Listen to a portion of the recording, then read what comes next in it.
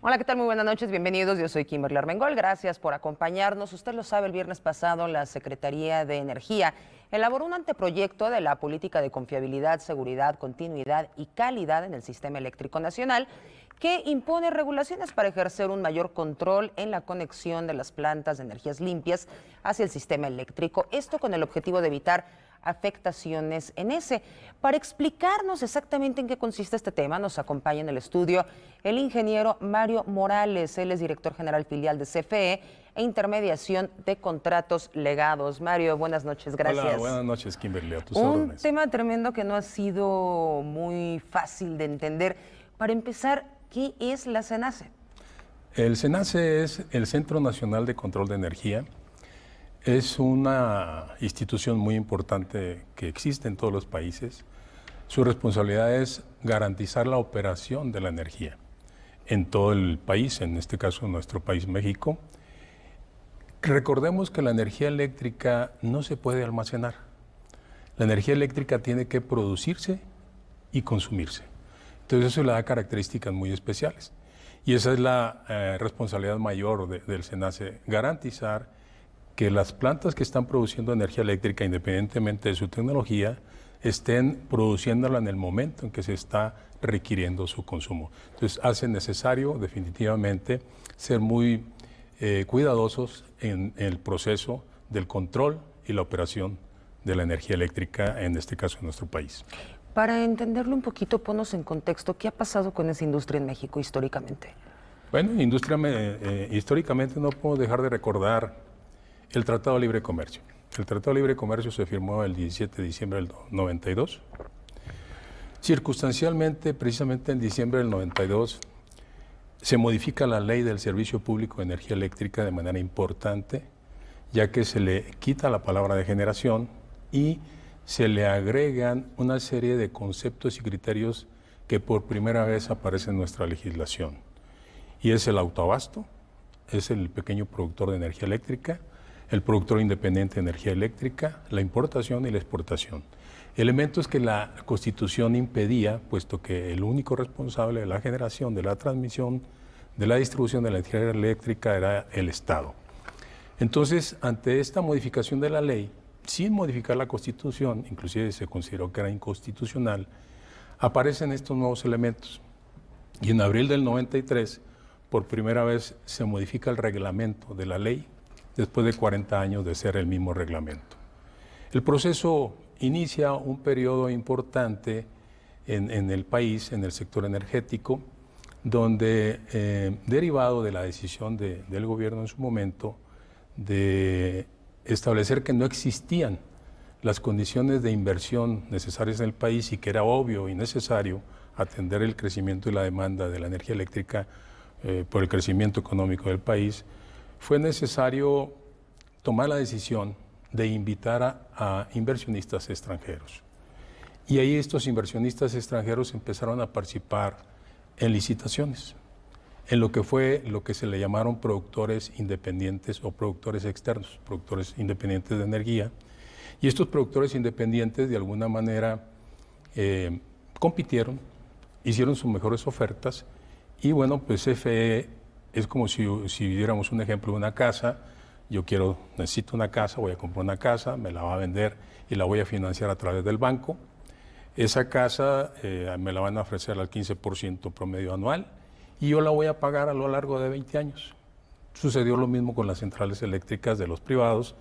Durante 20 o 25 años, dependiendo del tipo de contrato, se empezaron a pagar sistemáticamente en forma mensual la energía que producía, puesto que era el motivo del contrato, producir energía para vendérsela a CFE, y asimismo la central misma.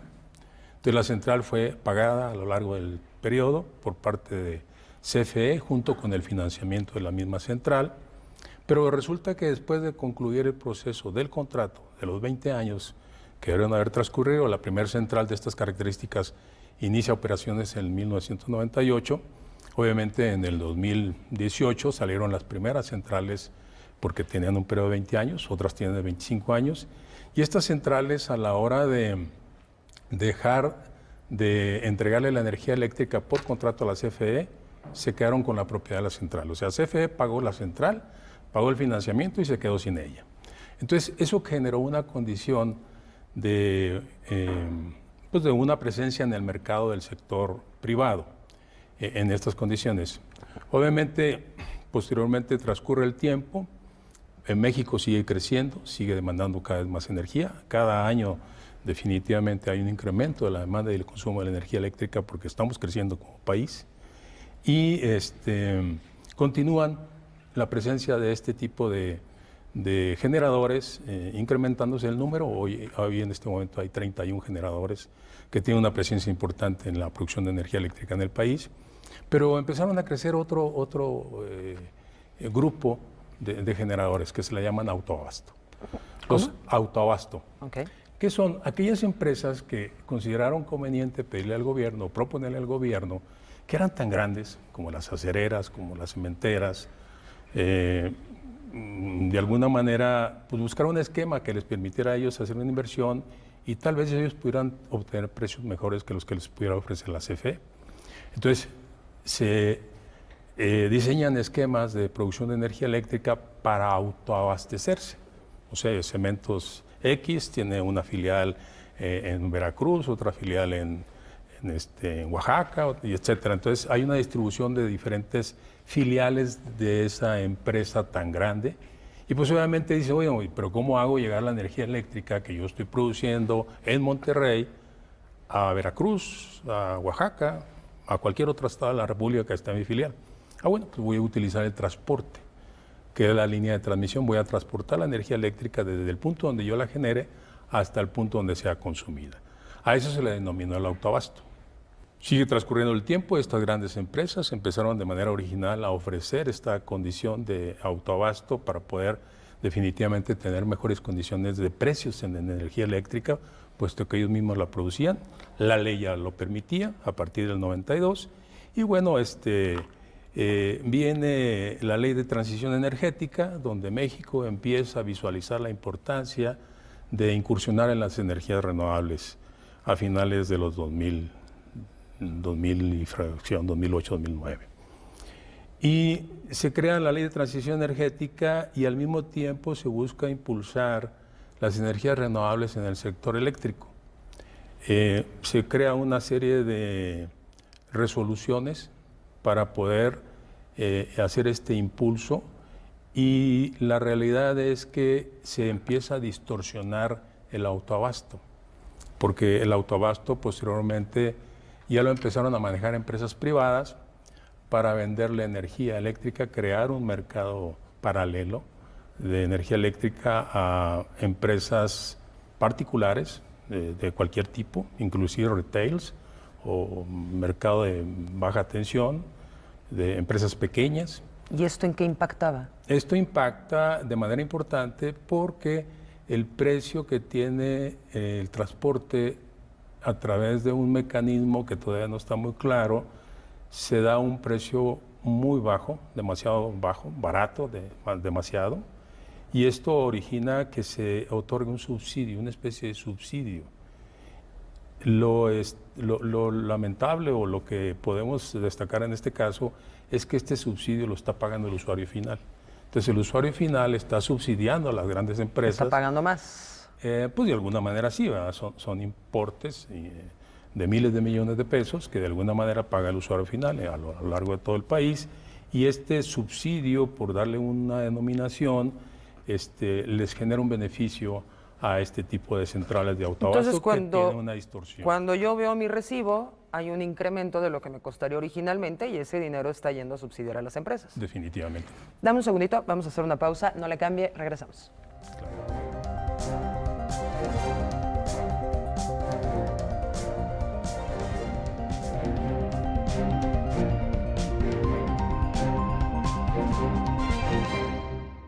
En México está creciendo la esperanza, un movimiento que se vuelve cada día más grande con la honestidad, las propuestas y la alegría de nuestra gente. Estamos unidos y eso nos hace más fuertes para transformar lo que parecía imposible cambiar. En cada ciudad, en todas las regiones, somos más los mexicanos con Morena. Y contigo, seremos la mayoría que va a comenzar un nuevo capítulo en la historia de México. Vente a Morena, la esperanza de México. Juntos haremos historia.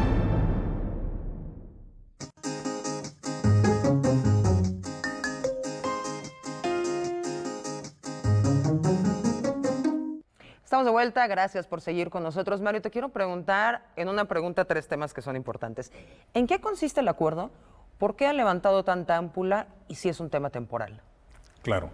Mira, el acuerdo, nosotros en general en el sector eléctrico, energético, eléctrico, estamos monitoreando permanentemente el comportamiento del sistema.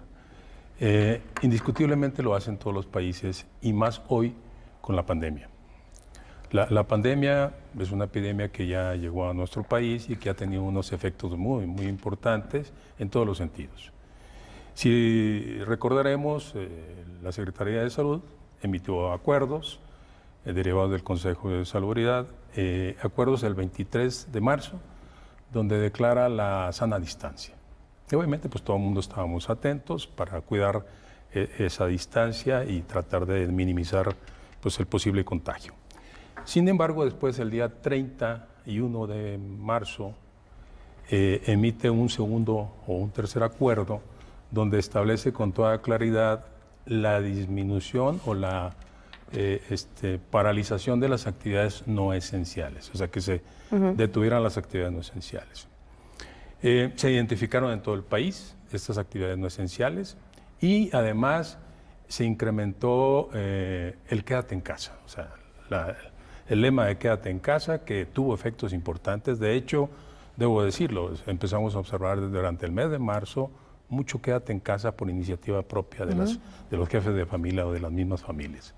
Entonces, al estar monitoreando nosotros el comportamiento de la energía eléctrica, siempre vemos un incremento del consumo de la energía eléctrica del año que estamos evaluando con respecto al año anterior.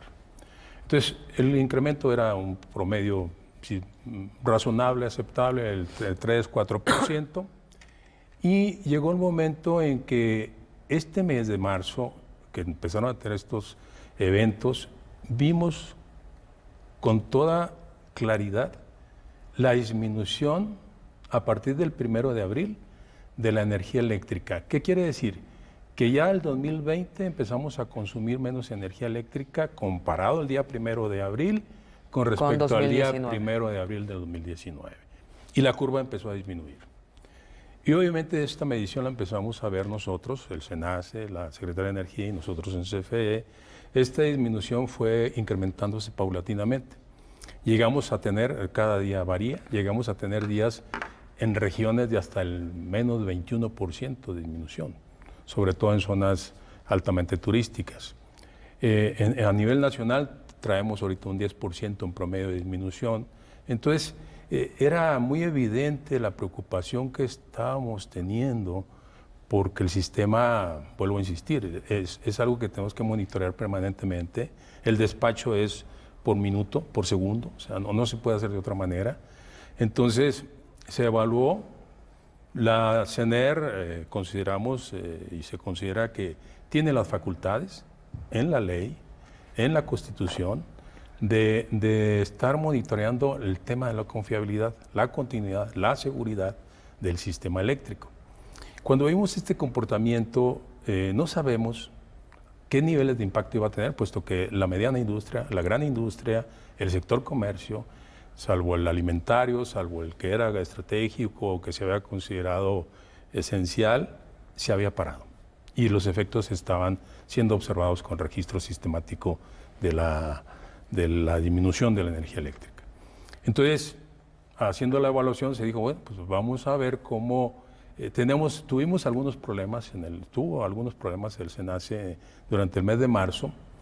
La energía renovable intermitente, porque hay energías renovables de diferentes tecnologías, la propia nuclear, la hidráulica, la geotérmica, pero en particular la energía renovable solar y la energía renovable eólica son intermitentes. ¿Qué quiere decir?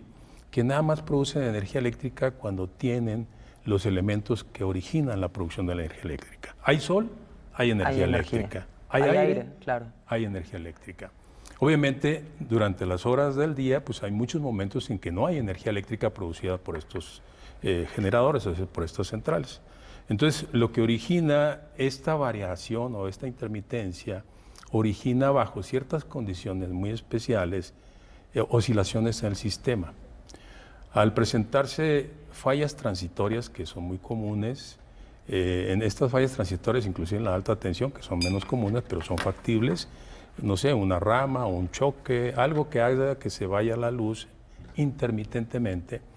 El sistema eléctrico, como cualquier otro, tiene sistemas de protección que permite determinar es algo transitorio.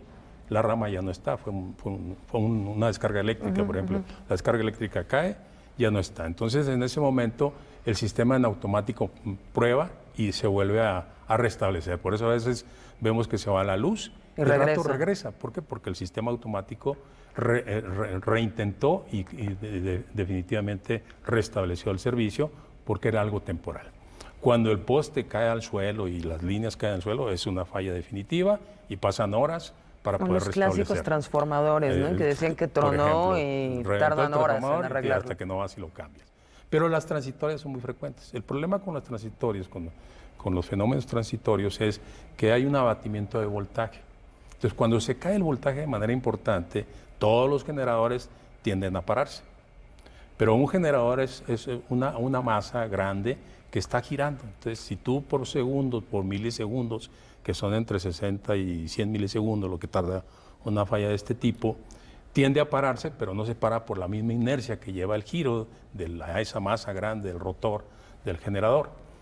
Las energías renovables no tienen esa inercia, no tienen esa masa. Entonces se salen, se desconectan del sistema y como hay una gran concentración de este tipo de generadores en ciertas zonas, como lo es el sureste, como es el noreste en cuanto a eólica, entonces se desconectan grandes cantidades de generación. ¿Por qué ha molestado tanto el acuerdo?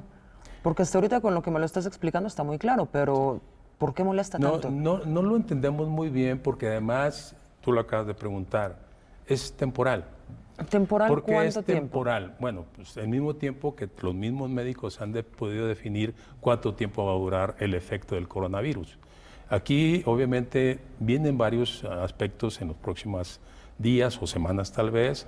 El presidente, con mucho tacto, con mucho cuidado, está dictando las reglas del juego para reanudar la economía. Eso obviamente va a empezar a reanudar el consumo de la energía eléctrica y lo vamos a empezar a ver. Entonces, en ese momento que tengamos las condiciones idóneas para evitar el riesgo que pueda tener el sistema, se van a reanudar de igual manera. Ahora, no perdamos de vista, fueron 17 centrales las que estaban interconectadas en pruebas. Ya existe en el sistema, existen 120 centrales ya conectadas, están trabajando, eólicas y solares. Y en este momento estaban 17 centrales en pruebas. ¿Qué quiere decir? Que hay un proceso, cuando tú terminas de construir tu central, tú solicitas que en ese periodo determinado se hagan pruebas y además el SENACE las tiene que validar para garantizar que tu central tiene las condiciones idóneas, ¿no? Entonces empiezas a hacer pruebas. Cuando surge esta decisión del acuerdo para poder suspender en un periodo sin especificar todavía, pero evidentemente transitorio y no muy largo, porque todo va a depender de la renovación económica del país. Vamos a hacer otra pausa. Regresando en nuestra recta final tenemos unas preguntitas muy rápidas. Acompáñenos, ya volvemos.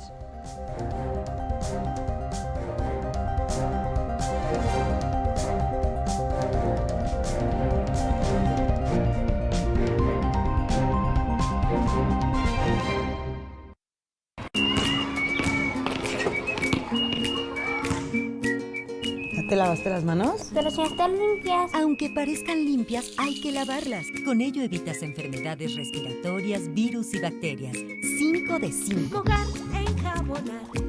Frotar, frotar, frotar. Enjuagar y secar. Mojar, enjabonar. Frotar, frotar, frotar. Enjuagar y secar. Lávate las manos frecuentemente. Quédate en casa. Gobierno de México.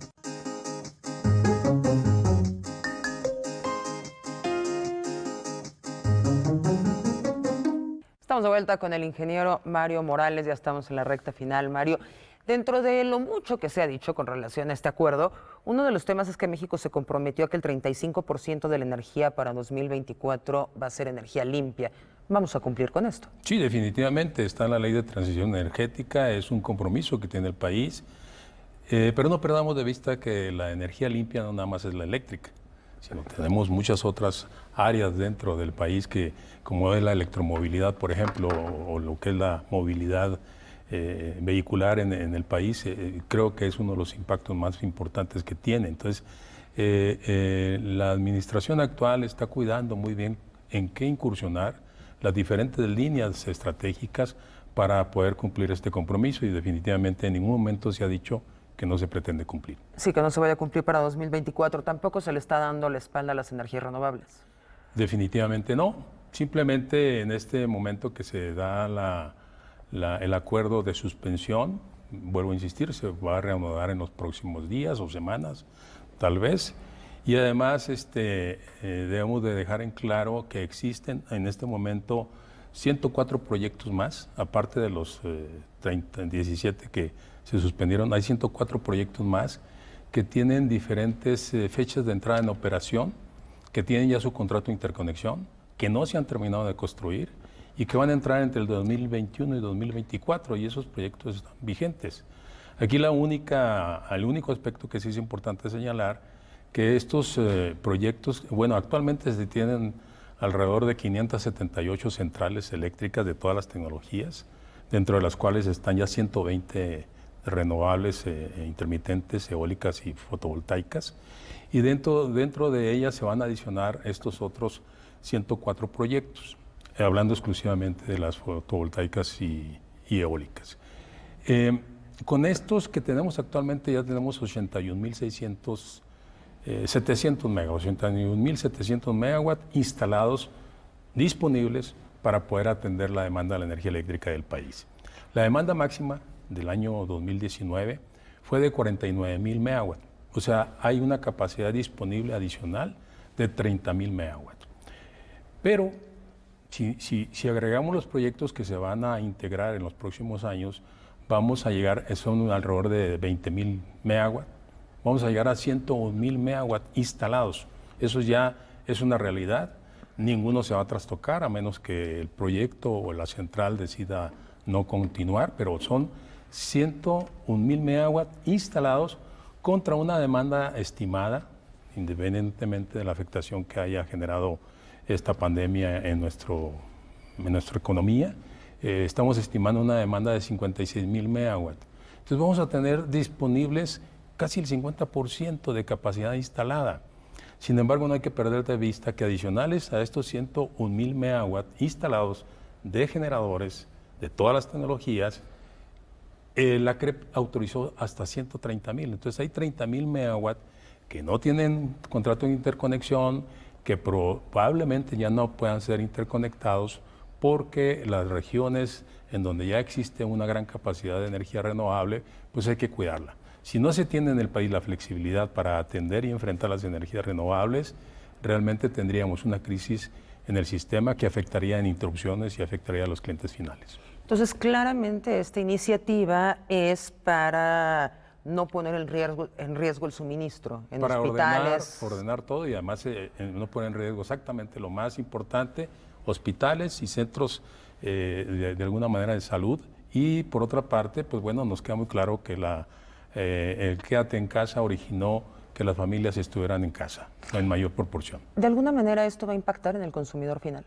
No, definitivamente nada. Ni positivo, nada. Negativo, más nada. No tiene el consumidor, porque además recordemos que el presidente estableció muy claramente el compromiso de no incrementar las tarifas finales más allá de la inflación. Se ha cumplido hasta este momento. Y por otra parte, algo muy importante, también comprometió no modificar la Constitución ni modificar la legislación vigente, y lo está cumpliendo. Todo esto que estamos comentando está relacionado con temas de regulación. ¿Por qué ha generado tanta polémica esta situación en varios sectores de la sociedad? Es una interrogante interesante. No perdamos de vista muchos inversionistas que dicen que vienen a hacer grandes inversiones a México, si lo están haciendo. ¿Se asustan? Pero no hay que perder de vista también, y ha llamado mucho la atención a nivel interno, que muchas de estas grandes inversiones están complementadas con la banca de desarrollo. ¿Quién es la banca de desarrollo? Pues nuestra banca. Y realmente el que está poniendo parte de ese dinero de inversión, pues es la Banca de México también. Entonces, los grandes capitales se están complementando con recursos del propio país. Entonces, Sí hay un gran interés, el interés más que de países son de particulares, de otros países. En España, no perdamos de vista, en España a finales de los 80 se crea una reforma energética importante que les causó una crisis tremenda. En diciembre del 2013 deciden cancelar su reforma energética por todos los problemas eléctricos. Había interrupciones ya en las colonias casi prácticamente de la ciudad, de Madrid. Y esto originó, a nosotros nos llamó mucho la atención porque la reforma en México, muy parecida a la de España, inicia en diciembre del 2013. Cuando España cancela su reforma, nosotros creamos nuestra reforma, que tiene muchas características parecidas a las de España y otras tantas a las de Estados Unidos. Ingeniero Mario Morales, casi me tengo que ir, me queda un minutito y medio. Por favor, dile al auditorio, dile a los empresarios que se sienten como nerviosos, que a lo mejor no se está entendiendo bien qué es lo que se propone, qué es esto y en qué va a impactar. Claro. Hoy por hoy lo que se está haciendo, y es muy importante para nuestro país, es precisamente rescatar la soberanía energética, en primer lugar, sobre todo la parte eléctrica. Y por otra parte, utilizar o apoyarse más bien en la legislación actual para poder definir las líneas de acción que permitan garantizar sobre todo el mejor precio al usuario final y la seguridad de la energía eléctrica, o sea, que yo no tenga interrupciones. Entonces, lo que estamos haciendo es eso, y hoy más que nada, sobre todo derivado de la pandemia, pues evitar cualquier factor externo que pudiera trastocar de alguna manera el sistema, que cause inestabilidad y que provoque alguna interrupción. Eso es lo que estamos haciendo en este momento. La política de confiabilidad que se tocó hace un momento también, lo que busca es precisamente ordenar y que nuestro sistema eléctrico no tengamos los problemas que ya tienen otros países relacionados y derivados de las energías renovables. Realmente vamos para allá y el respaldo más importante es el almacenamiento a través de baterías. Eso es inevitable. Dentro de varios decenas de años es la única opción que vamos a tener en el mundo, no en México, en el mundo. Hay desarrollos muy importantes y nuestra tendencia es hacia ese sentido, hacia esa finalidad, hacia ese fin. Sin embargo, pues bueno, tenemos que estar muy conscientes de que tenemos una transición que hay que ir trabajando fuertemente.